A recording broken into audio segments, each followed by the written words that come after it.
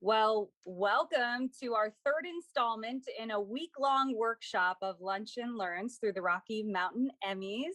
We are really excited to continue what's already been a great start to this week-long workshop. We started it all off on Monday with 12 News KPNX multi-skilled journalist William Pitts. He brought out all the gadgets of all of the latest cool gear that you could really use to enhance whatever you're creating, whether you're a reporter or perhaps you're in film. And he even found some tricks, some little hacks on how to get the same look with items you might even find in your home.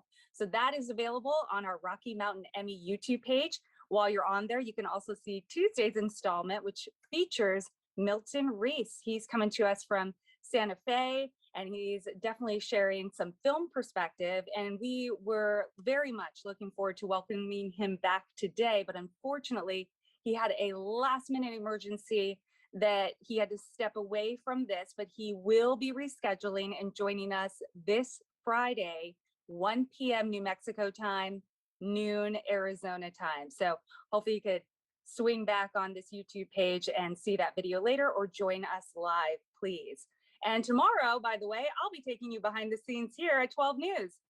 Here in the Studio 12A, we will be showing you behind the scenes live during a newscast. So that'll be something really cool to see. It's at noon Arizona time, but 1 o'clock if you're, say, tuning in from New Mexico, you could join us live there.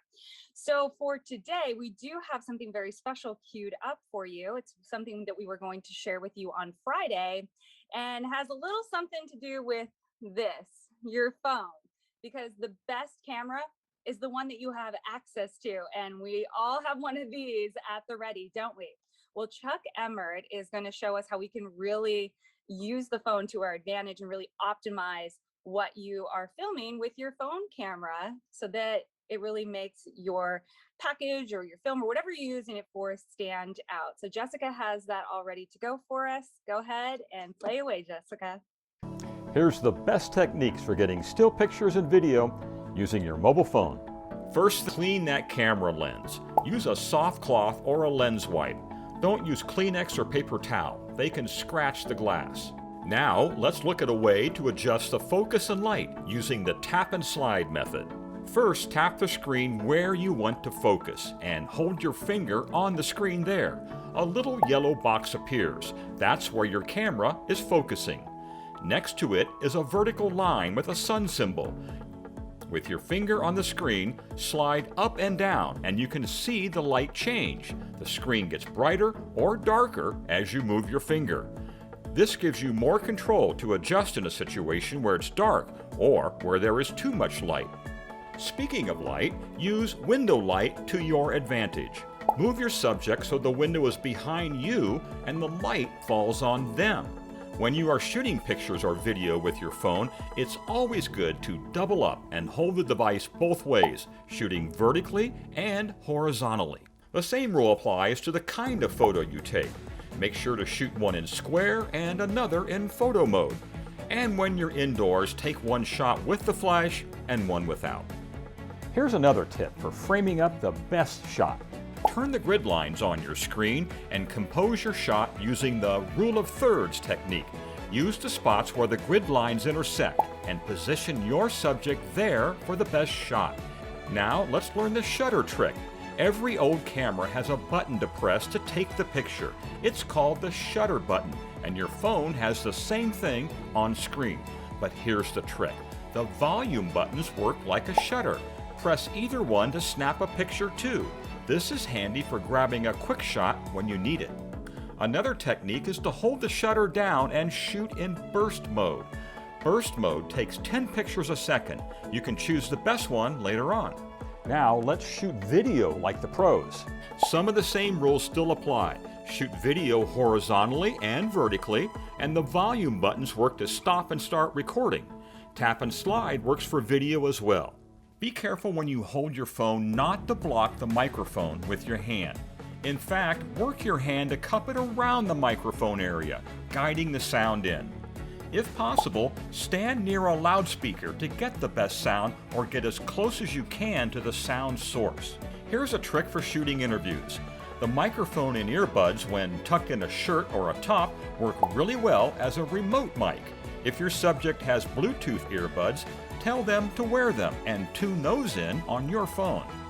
Using a cheap selfie stick is good to get interesting angles, but flip it upside down and rest the handle on your shoulder for a steadier video shot.